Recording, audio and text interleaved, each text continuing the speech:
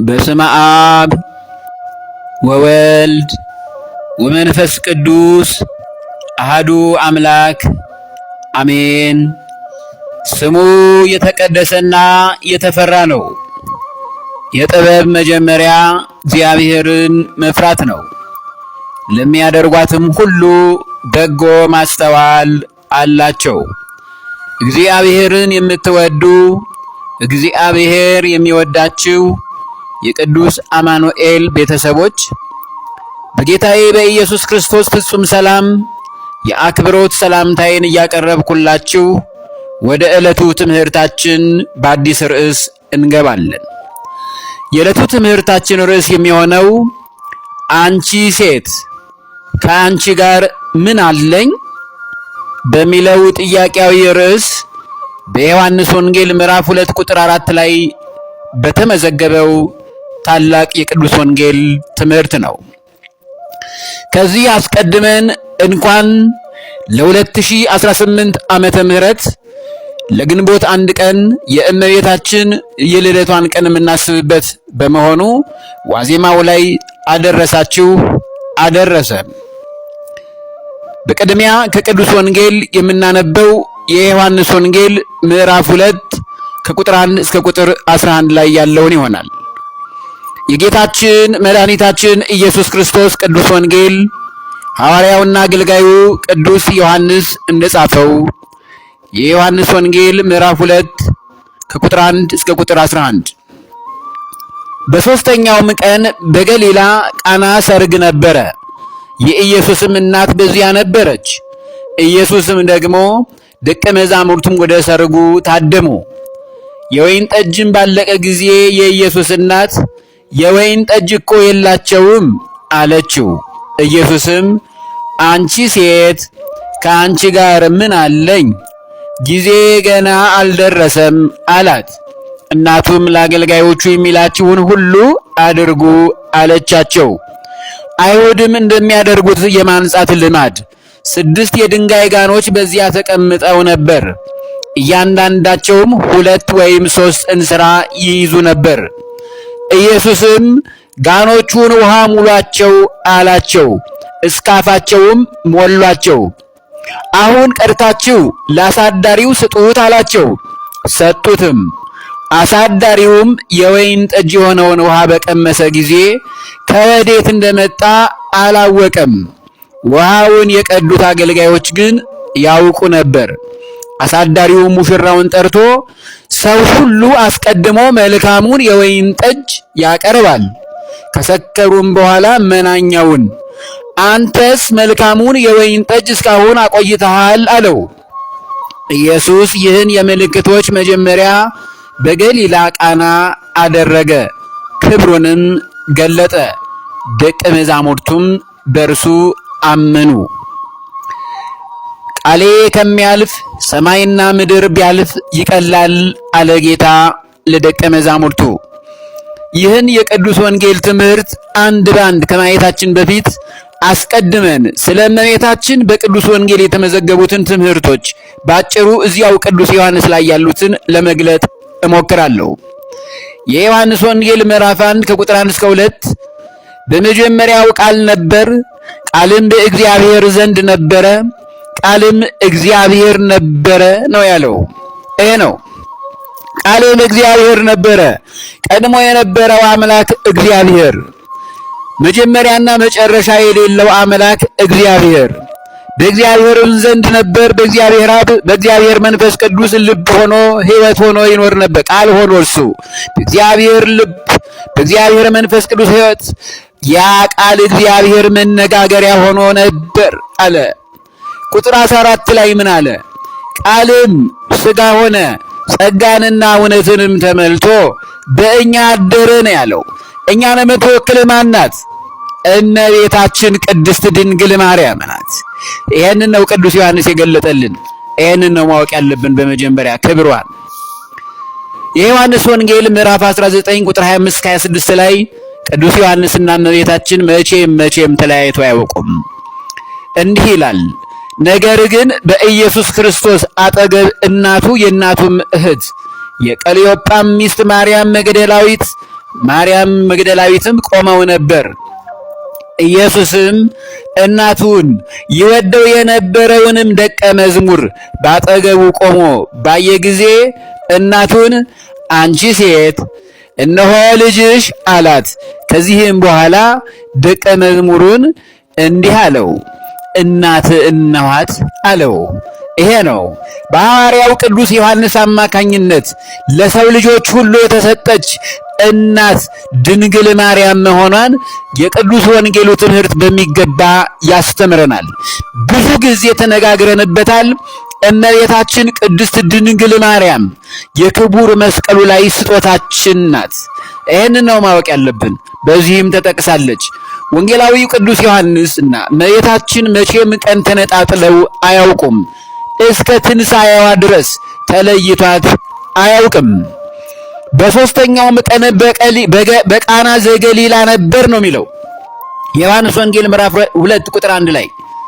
ማስረጃ ካስፈለገንም ይህን ትምህርት እንመጣበታለን። በሦስተኛው ቀን ሲል ጌታችን መድኃኒታችን ኢየሱስ ክርስቶስ በገዳመ ቆሮንቶስ 40 ቀን 40 ሌሊት ከተጠመቀ በኋላ በሦስተኛውም ቀን ወደ ቃና ዘገሊላ የመጣበትን ለመንገር ነው። ይሄ ነው። ሌላው ጊዜ ማስረጃ ማቴዎስ ወንጌል ምዕራፍ 17 ቁጥር 1 ላይ ከ6 ቀንም በኋላ ኢየሱስ ጴጥሮስንና ያዕቆብን ወንድሙንም ዮሐንስን ይዞ ወደ ረጅም ተራራ ብቻቸውን አወጣቸው ይላል። ከ6 ቀን በኋላ ሲል ምን ማለቱ ነው? ይህንን ነው የወንጌልን ምስጢር ረጋ ብሎ ማንበብ። ብዙዎች ይህንን ነገር ዝም ብሎ ያነቡታል፣ ግን አይገልጡትም። በፊልጶስ ቂሳርያ ሀገር ሐዋርያትን ሰዎች የሰውን ልጅ ማን እንደሆነ ይሉታል ብሎ ጠይቋቸው ክርስቶስ ፍጹም አምላክ መሆኑን ለማጠየቅና ካስተማረ በኋላ በስድስተኛው ቀን ወደ ደብረ ታቦር ተራራ ሄደ ማለት ነው። ልክ እንደዚያው እንደ ቅዱስ ዮሐንስ ወንጌላዊ ምዕራፍ 3 ቁጥር 1 የኢየሱስም እናት በዚያ ነበረች ነው የሚለው። እመቤታችንና ልጇ ወዳጇ ኢየሱስ ክርስቶስ ተነጣጥለው አያውቁም። ምክንያት ዶኪማስ የእመቤታችን ቅድስት ድንግል ማርያም በእርሷ ወገን ዘመድ ነው። ስለዚህ እናት ተጠርቶ ልጅ አይቀርም፣ አብሮ ይከተላል። ልጅ ካለ ደቀ መዛሙርቱም አይቀሩም፣ ይከተላሉ። የሆነው ይሄ ነው። ደቀ መዛሙርቱም ወደ ሰርጉ ታደሙ ነው የሚለው በክርስቶስ አማካኝነት ማለት ነው። የአይሁዳውያን ባህል አንዱን ይዞ ይሄዳልና የወይን ጠጅም ባለቀ ጊዜ የኢየሱስ እናት የወይን ጠጅ እኮ የላቸውም አለችው። እንደ ማንኛውም እናታችን ቅድስት ድንግል ማርያም ዘመድ ናት፣ ቤተሰብ ናት። ተጠርታ ከታደሙት ውስጥ ቁጭ ብላለች። የወይን ጠጅ ግን እንዳለቀባቸው አወቀች። የባህሪ አምላክ ዕውቀት ያለው ጌታ እግዚአብሔርን የወለደች የጸጋ ዕውቀቷ እስከዚህ ድረስ ነው። የእኛን ጉድለት ምን እንደሚጎድለን ድንግል ማርያም ቀድማ ታውቃለች። እመቤታችን ቅድስት ድንግል ማርያም በባህሪው አዋቂ የሆነውን አምላክ ክርስቶስን የወለደች ፍጽምት እናት ናትና ይሄ ነው። እመቤታችን ለልጇ ለወዳጇ ስለጎደለው ወይን ጠጅ አሳሰበች፣ አማለደች ማለት ነው። አማለድ ማለት ይሄ ነው። ኢየሱስም አንቺ ሴት ከአንቺ ጋር ምን አለኝ በትህትና ነው የሚነበበው። ይህን ትምህርት በሌሎች ቤተ እምነት ያሉት ወገኖቻችን ንቋታል፣ ሰድቧታል በማለት ያስተምሩበታል። እጅጉን ያሳዝናሉ። ማስተዋል ማጣት ማለት ይሄ ነው።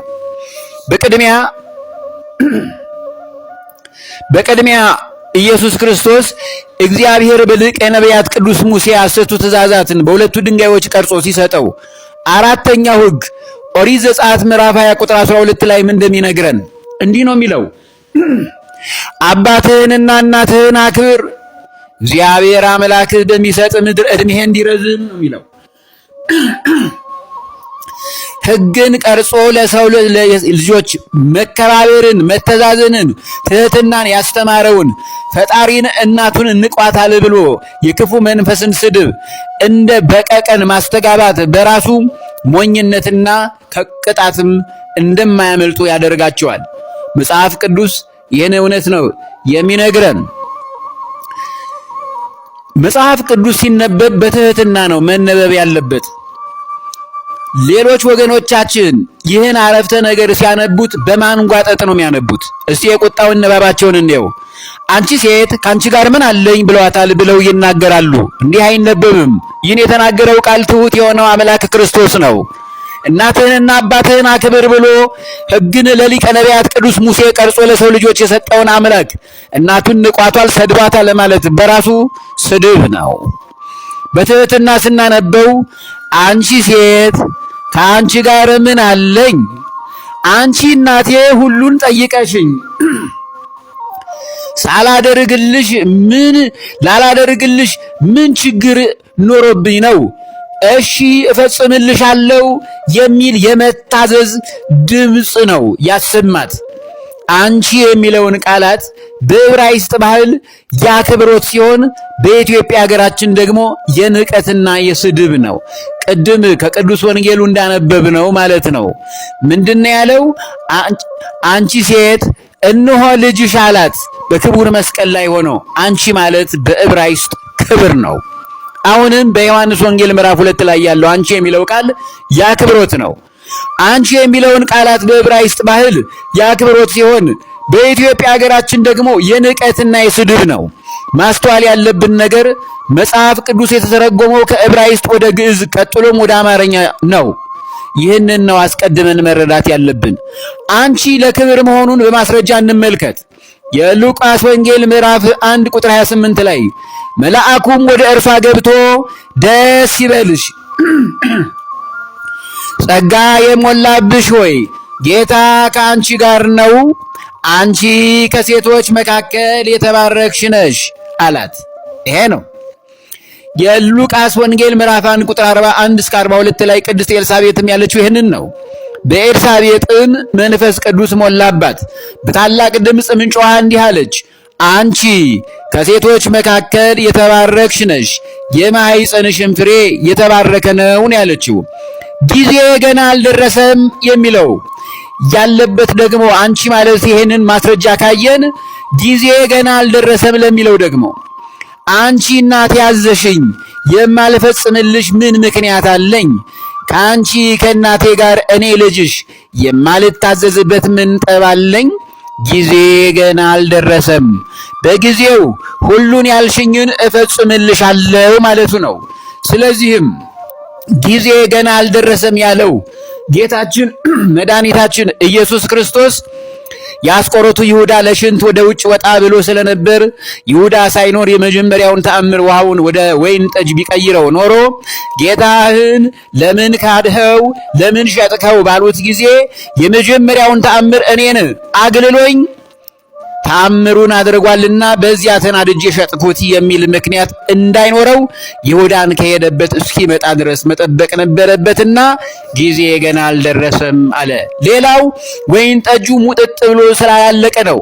ሳያልቅ በላዩ ላይ ውሃ ጨምሮ ወደ ወይን ጠጅ ቢቀይረው ኖሮ አይሁድ ባለው ላይ ጨምሮ ነው ወይን ጠጁን የጠመቀው ሲሉ ድንቅ ተአምሩን ያናነቁ ነበርና የነበረው ጠጅ እስኪያልቅ ድረስ ጊዜ ገና አልደረሰም አለ።